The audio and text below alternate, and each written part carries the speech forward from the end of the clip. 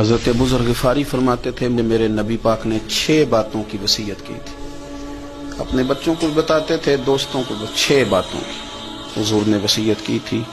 سب سے پہلے حضور نے فرمایا تھا ابو ذر مسکینوں سے محبت کرتے رہنا. دوسرا نبی پاک صلی اللہ علیہ وسلم نے فرمایا تھا جب بھی دیکھنا نیچے والوں کو دیکھنا، اوپر والوں کو نہ دیکھنا.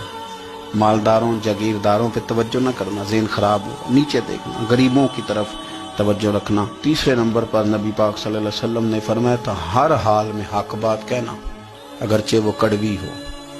چوتھے نمبر پہ میرے محبوب نے فرمایا تھا اللہ کے معاملے میں کسی کی پرواہ نہ کرنا. کوئی کیا کہتا ہے کہتا رہے، تم رب کے رستے پہ چلتے رہنا، ملامت کی پرواہ نہ کرنا. اور 5ویں نمبر پر میرے نبی پاک نے مجھ سے کہا تھا اگر رشتہ دار تجھ سے تعلق توڑیں بھی نہ تو جوڑ کے رکھنا، صلہ رحمی نہ چھوڑنا. اور 6 نمبر پر حضور نے فرمایا تھا